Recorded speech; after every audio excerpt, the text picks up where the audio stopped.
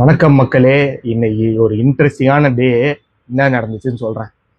2 நாளைக்கு முன்னாடி சும்மா இன்ஸ்டாகிராம்ல இது பண்ணிட்டு இருக்கேன். இந்த LV Prasad college Saligramam open மைக்னு ஒன்று வருது. சரி, ஆடு மாதிரி வருது, ஆனா நம்மளுக்கு நம்பிக்கை இல்லை. இருந்தாலும் பரவாயில்லன்னு சொல்லிட்டு அதை சும்மா அப்ளை பண்றேன். அடுத்த நாள் கன்ஃபார்மேஷன் ஒரு ஃபார்ம் அனுப்புறாங்க. அதை அப்ளை பண்ணா கன்ஃபார்ம்டு வாங்க அப்படின்னு சொல்றாங்க. வாங்கன்னு சொல்லிட்டு சரின்ட்டு இன்னைக்கு கிளம்பி போறேன்.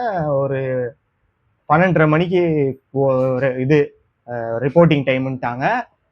நானும் சரி போயிடுவோம்னு சொல்லிட்டு 12:10 அங்கே போயிட்டேன். சரி சீக்கிரம் போவேணாம், அப்புறம் நம்மளை சீக்கிரம் கூப்பிட்டு போறாங்க. ஏன்னா அவங்க மெயிலில் அனுப்பிச்சிருந்தாங்க, orders are based on registration and arrival டைம்ன்ட்டு. சரி ஓகே பொறுமையா போவோம்ட்டு ஒரு கொஞ்ச நேரம் 12:40 மேலதான் அங்க உள்ள போறேன். போனா அங்க அந்த ஃபார்ம் இருக்கு, சைன் பண்றாங்க. நான் அதுல 8வது நம்பர் போட்டிருக்கு. 8வது நம்பர், ஐயோ 8வது நம்பரு, சரி பரவாயில்ல இதுக்கப்புறம் யாரும் வரலன்னு சொல்லிட்டு போயிட்டு அதுக்கப்புறம் பார்த்தா அங்க உள்ள போயிட்டு உட்காரணும். ஒரு 5-6 பேர் தான் இருக்கும். அது ஒரு ஆடிட்டோரியம், சின்ன ஆடிட்டோரியம் ரூம் மாதிரி இருக்கு. 5-6 பேர் தான் இருக்கும். எனக்கு ஒண்ணுமே புரியல, என்ன நம்ம பாட போறோம், என்ன பண்ணுவாங்க எல்லாம், மத்தவங்களாம் எல்லாம் பயங்கரமா இருப்பாங்க போல அப்படின்னு சொல்லிட்டு, நம்மள மாதிரி அதுவும் தெரியாம பாடுவாங்களா அப்படின்லாம் டவுட்டா இருந்தது. சரின்னு உட்காந்துட்டு இருக்கேன். அப்புறம் உங்களுக்கு காலேஜ் டூர் காட்டுறோம் அப்படின்றாங்க. அப்படின்னு சொல்லிட்டு கூட்டின்னு போறாங்க. எல்லாரையும் கூட்டின்னு போயிட்டு ஒருத்தர் காட்டுறாரு. ஃபுல்லா பழைய காலத்துல யூஸ் பண்ண ப்ரொஜெக்டரு, லைட்டு. அப்புறம் பார்த்தா ஒரு மிஷின், இது என்ன மிஷின்னு கேக்குறாரு. அது ஒண்ணுமே புரியல. பார்த்தா இதை எடிட்டிங் மிஷினுன்றாரு. ரீல் எல்லாம் வச்சு எடிட் பண்ற மிஷினு, அதுக்கப்புறம் விஎஃப்எக்ஸ் யூஸ் பண்ற மிஷினு, அதெல்லாம் காமிக்கிறாரு. அதெல்லாம் பார்த்த உடனே பயங்கரமா இருந்துச்சு. இதெல்லாம் பாக்குற இது கிடைச்சது. அதுக்கப்புறம் பார்த்தா நெக்ஸ்ட் சவுண்ட் மிக்சிங் ஸ்டுடியோ கூட்டு போயிட்டானுங்க. கூட்டு போனா அங்க பெரிய ரூம்.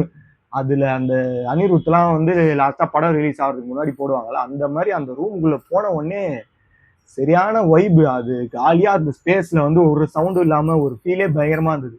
அதுக்கப்புறம் என்ன பண்ணிட்டாங்க, டால்பி சவுண்ட்லாம் போட்டு காட்டுறோம்னு போட்டு காமிச்சாங்க. போட்டு காமிக்கிறாங்க. அதை கேட்டா ஐயோ பயங்கரமான எக்ஸ்பீரியன்ஸ் அங்க போனதுலேயே. அதான் அதுக்கப்புறம் எல்லாம் காமிக்கிறாங்க, எல்லாம் மற்ற ஸ்டுடியோ எல்லாம் என்ன ரெக்கார்டிங் ஸ்டுடியோ எல்லாத்தையும் காட்டுறாங்க. அதுக்கப்புறம் கூப்பிட்டு உட்கார வச்சிட்டாங்க. உட்கார வச்சுட்டு ஓகே ஸ்டார்ட் பண்ணலாம் அப்படின்னாங்க. அப்புறம் எல்லாரும் பர்ஃபார்ம் பண்ணல ஸ்டார்ட் பண்றாங்க. நம்மளுக்கு வேற சீக்கிரம் கூட்டுருவாங்க இதுவா இருந்துச்சு. அப்போ ஒரு ப்ரோ வந்தாரு. அவர் இன்ஸ்டாகிராம்ல கன்சிஸ்டன்சியே வீடியோ ஃபுல்லா போட்டு வச்சிருக்காரு. 940 வீடியோ போட்டு வச்சிருக்காரு. அவரை போய் ஃபாலோ பண்ணிக்கோங்க. அவர் ஃபுல்லா ஃபன்னா பேசிட்டு இருக்காரு. வந்ததுல இருந்து ஃபன்னா பேசிட்டு இருக்காரு, ஜாலியா பேசிட்டு இருக்காரு. எல்லாம் பாடிட்டு இருக்காங்க, எல்லாம் பயங்கரமா பாடுறாங்க, என்னென்னவோ பண்றாங்க. அதுக்கப்புறம் என்னையும் கூப்பிட்டாங்க. சரின்னு சொல்லிட்டு ஏதோ நம்ம பாடுவோம்னு சொல்லிட்டு பாடினேன். அதுக்கப்புறம் பாடிட்டு வந்தேன். ப்ரோ இல்ல அது நல்லா இல்லை அப்படின்ட்டாரு.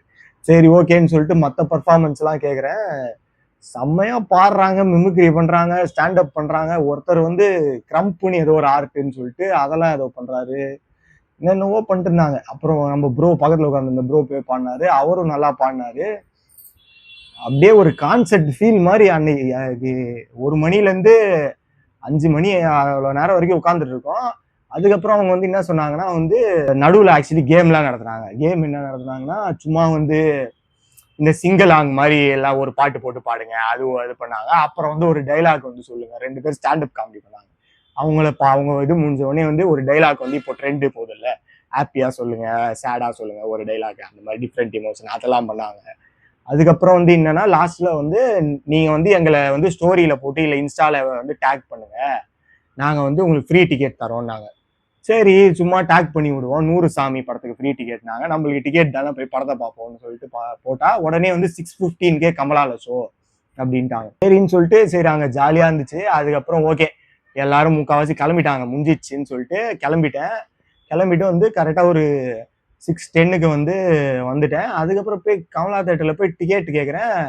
இந்த இன்ஸ்டால எங்களை போட்டு டிக்கெட் கொடுத்ததுக்கு தேங்க்ஸ், ரிவ்யூ போடுங்கன்னு சொல்லிட்டு சொல்றாரு. சரி அதையும் போட்டு விட்டதுக்கு அப்புறம் போய் கேட்குறேன் டிக்கெட் கேட்டா அது கப்பிள் சீட் தான் இருக்கு, நீங்க தனியா வந்திருக்கீங்க அப்படின்றாரு.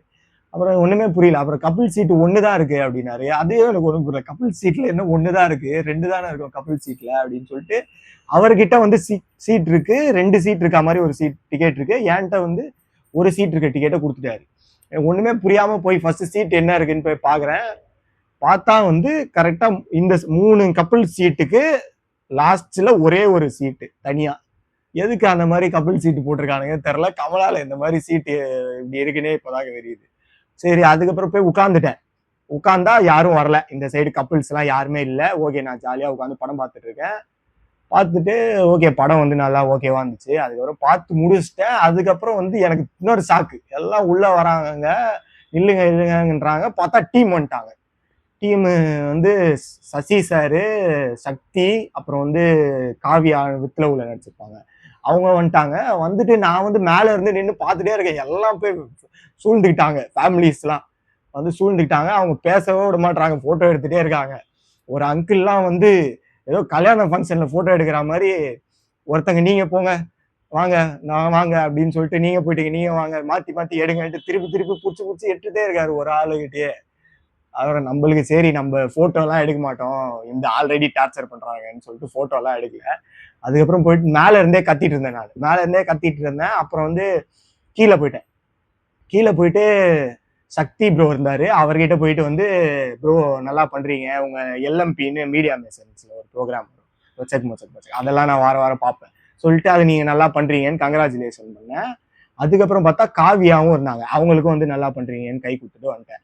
அதுக்கப்புறம் பார்த்தா சசி டைரக்டர் வந்து எல்லாரோட போட்டோ எடுத்துட்டு இருக்காரு. அவர் வந்து டைம் ஆயிடுச்சுன்னு ஓடுறாரு, தியேட்டர்ல இருந்து வெளில போறாரு. அப்ப நான் கூட அவர் கூடயே போறேன். அவர் கூடயே போயிட்டு சார் உங்க ஒர்க் பிக் ஃபேன் சார் அப்படின்னு சொல்லிட்டு பேசுறேன். அவர் ஒன்னே நார்மலா என்கிட்ட பேச ஆரம்பிச்சிட்டாரு. நீங்க பாத்தீங்களா, ஃபுல்லா பாத்தீங்களா அப்படின்னாரு. ஃபுல்லா பார்த்தேன் சார், நல்லா இருந்துச்சு அப்படின்னு. அதுக்கப்புறம் வந்துட்டு அப்படியே அவர் கூட பேசிட்டு வீட்டுக்கு வந்துட்டேன்.